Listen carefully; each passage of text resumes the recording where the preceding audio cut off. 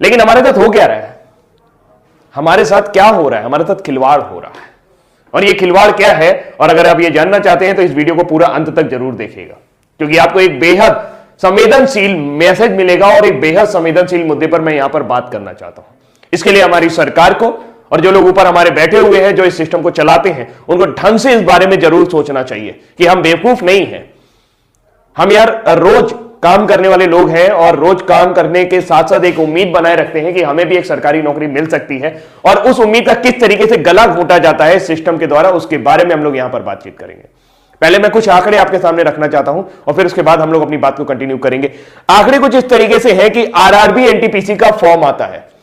कब आता है, मैं आपको डेट मेंशन करता हूं। यह फॉर्म आया था 1 मार्च को, 31 मार्च इसकी लास्ट डेट थी भरने की, 35,000 के आसपास वैकेंसी थी।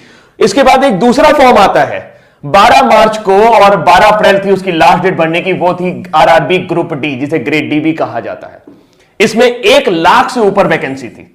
हम सभी के सपनों में एक जान आती है कि चलो ठीक है, बढ़िया है, रेलवे में नौकरी करेंगे, अच्छी नौकरी मिलेगी। लेकिन उसके बाद फिर शुरू होता है खेल। खेल किस तरीके से शुरू होता है, खेल कुछ इस तरीके से शुरू होता है कि 1 करोड़ से ज्यादा लोग, मैं एग्जैक्ट डेटा दे रहा हूं आपको, मैं अभी एग्जैक्ट डेटा देता हूं आपको, 1 करोड़ से ज्यादा लोग आरआरबी एनटीपीसी का फॉर्म भरते हैं और 1 करोड़ से ज्यादा लोग ग्रुप डी का भी फॉर्म भर देते हैं। अगर आप देखें तो 1,26,30,885 लोगों ने एनटीपीसी का फॉर्म भरा हुआ है और 1,15,67,248 लोगों ने आपका ग्रुप डी का फॉर्म भरा हुआ है। और अगर हम इस आंकड़े को और आगे लेके जाएं दोस्तों, तो ये आंकड़े और भी ज्यादा चौंकाने वाले हैं कि अगर आप टोटल फॉर्म भरे जाने की संख्या देखें तो ये इतनी बड़ी संख्या है कि 2,41,98,133 लोगों ने फॉर्म भरा है। सिर्फ 1 लाख वैकेंसी ग्रुप डी, अगर उसमें 35,000 एनटीपीसी भी जोड़ दे तो 1,35,000 वैकेंसी के लिए।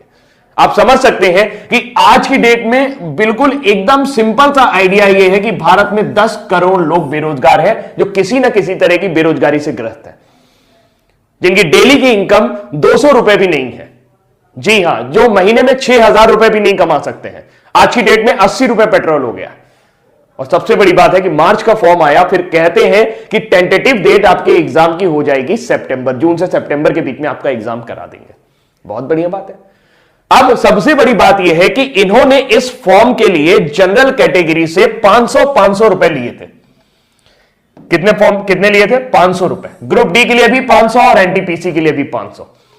अगर मैं मान लेता हूं सारे जनरल लोगों ने भरा होगा तो यह मैक्सिमम अमाउंट पहुंचता है 1200 करोड़ रुपए, 1,200 करोड़ रुपए। अगर मैं मान लेता हूं कि सारे के सारे कैटेगरी वाले लोगों ने फॉर्म भरा होगा जिनके फॉर्म की फीस 250 रुपए थी, तो यह आंकड़ा पहुंचता है जस्ट हाफ 600 करोड़ रुपए। लेकिन ऐसा होगा नहीं कि सारे जनरल ने भरा हो, सारे एससी ने भरा हो या सारे कैटेगरी वाले लोगों ने भरा हो। तो मैं एक आंकड़ा मान लेता हूं कि कम से कम सरकार के पास 1,000 करोड़ रुपए के आसपास होना चाहिए, जो उनके पास मार्च और अप्रैल 2019 के दौरान आया था।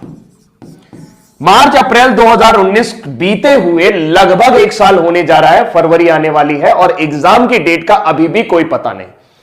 मेरा दिमाग तब खराब हुआ या मुझे गुस्सा तब आई जब कई सारे मेरे स्टूडेंट जो मुझसे पढ़ रहे थे वो ये कल कह रहे थे कि सर एग्जाम का पता ही नहीं चल रहा कि कब होगा, क्या करें, आत्महत्या कर लें क्या? दोस्त, कमजोर नहीं होना, हम आत्महत्या नहीं करेंगे।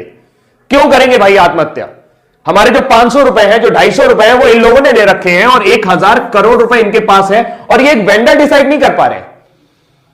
एक वेंडर, इनको एक वेंडर नहीं मिल रहा जो एग्जाम कंडक्ट करा सके। धारा 370 हटानी होती है, 1 दिन में हट जाता है। एनआरसी सीए लाना होता है, 1 दिन में आ जाता है। 2 करोड़ लोगों की जिंदगी का सवाल है यार। 2 करोड़ लोग इस आस में जुड़े हुए हैं। मैं जानता हूं कि 2 करोड़ लोगों को वैकेंसी नहीं मिलेगी, लेकिन उनको कम से कम एक जीवन का पड़ाव तो खत्म होगा।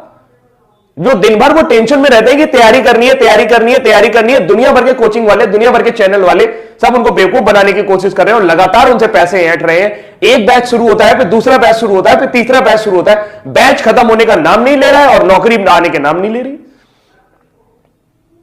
क्या आपकी कोई जिम्मेदारी नहीं बनती है? नेताजी, मैं आपसे ही कह रहा हूं, ये वीडियो इतना शेयर करना कि नेताजी तक पहुंच जाए। क्या आपकी कोई जिम्मेदारी नहीं बनती है कि 2,41,00,000 लोगों के ऊपर आप ध्यान दें? यह संख्या आपके लिए मायने नहीं रखती है और आपके लिए नहीं मायने रखती तो ये 1,000 करोड़ रुपए का आप कर क्या रहे हैं? ये किसी घोटाले से कम है क्या? किसी भी बैंक में डाल दोगे, घटिया से घटिया बैंक में भी अगर 1,000 करोड़ रुपए डाल दोगे तो बैंक जिंदा हो जाएगा। पूरे देश की आबादी सिर्फ 137 अरब है। मैं सिर्फ इसलिए बोल रहा हूं क्योंकि 1,000 करोड़ रुपए अगर आप उनको भी बांटना शुरू करेंगे तो कई लोगों के जीवन सुधर जाएंगे। और आपको क्या लगता है जिन्होंने ये 500 रुपए दिए वो बहुत अमीर घर से आते हैं? उनके घर में BMW खड़ी है, उनका बड़ा सा मकान है? जी नहीं, वो कभी भी आरआरबी, ग्रुप डी और एनटीपीसी की नौकरी करने नहीं आएंगे। ये वो लोग हैं जो तिल तिल करके तैयारी कर रहे हैं, अपनी मेहनत खून पसीने की कमाई से तैयारी कर रहे हैं, वो पैसा देने की कोशिश कर रहे हैं। अब हम क्या कर सकते हैं? हम कुछ नहीं कर सकते। क्यों नहीं कर सकते? क्योंकि हम सिस्टम में नहीं है, आप सिस्टम में हैं। मुझे नहीं लगता कि आपके पास ऐसी कोई वजह है जिसकी वजह से आप एक वेंडर डिसाइड नहीं कर पा रहे। आप हर 3 महीने बाद एक बहाना बना देते हैं कि हमें वेंडर नहीं मिल रहा। अरे वेंडर नहीं मिल रहा तो ये 500 रुपए आपने कैसे डिसाइड किए? आपने कैसे डिसाइड कर लिया कि एक लड़के का खर्चा 500 रुपए आएगा? क्या वेंडर 500 रुपए से ज्यादा नहीं ले सकता आपसे? सिर्फ सोची समझी रणनीति है। मार्च में आपको यह पैसा मिला है, 1,000 करोड़ रुपए आपके बैंक में पड़ा है और आप एक वेंडर डिसाइड नहीं कर पा रहे। 1,000 करोड़ रुपए बहुत होता है। आप कहेंगे सर 1 करोड़ लोगों का वो भी तो करवाना है, एग्जाम भी तो करवाना है। तो ये 500 रुपए भी तो आप ही ने डिसाइड किए थे। जहां 100 रुपए फॉर्म के लगते थे वहां 500 रुपए लिए आपने। बोले कि सब वापस करेंगे, कब वापस करेंगे इसका पता नहीं है। आप सिर्फ और सिर्फ बिजनेस कर रहे हैं और इस 1,000 करोड़ रुपए को घुमा रहे हैं। ये जनता का पैसा है और जनता जवाब मांगेगी आपसे। दोस्त नेताजी आप भी ध्यान से सुन लीजिए, जो लोग भी ये वीडियो देख रहे हैं भाई, अगर उनको मेरी बात सही लग रही हो या लग रही हो, मेरी बात सही लग रही हो या लग रही हो, लेकिन बात है सच्ची। मुझे गुस्सा इसलिए आता है क्योंकि मैं एक टीचर हूं और बहुत सारे बच्चे ऐसे हैं जो मुझसे पढ़ते हैं और उनके अरमानों को जब मैं घुटता हुआ देखता हूं, जब उनके चेहरों को मैं उदास देखता हूं, सिर्फ इस वजह से कि सर समय बीतता जा रहा है और हमारी एनर्जी, जी हां, आपके पास जो 65% युवा है उसमें से 2 करोड़ 41 लाख लोग अभी भी इस एग्जाम की तैयारी कर रहे हैं। ये सिर्फ एक एग्जाम की बात है, एसएससी के साथ भी आपने यही किया।